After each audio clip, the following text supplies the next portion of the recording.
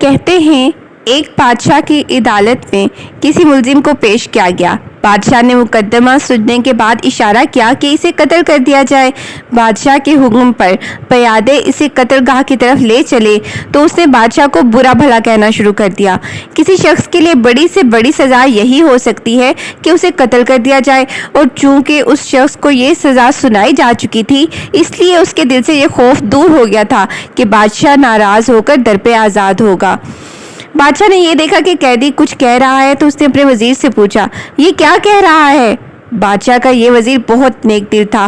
اس نے سوچا اگر ٹھیک ٹھیک بات بتا دی جائے تو بادشاہ غصے سے دیوانہ ہو جائے گا اور ہو سکتا ہے قتل کرانے سے پہلے قیدی کو اور عذاب میں مبتلا کرے۔ اس نے جواب دیا، جناب یہ کہہ رہا ہے کہ اللہ پاک ان لوگوں کو پسند کرتا ہے جو غصے کو ضبط کر لیتے ہیں اور لوگوں کے ساتھ بھلائی کرتے ہیں۔ وزیر کی بات سن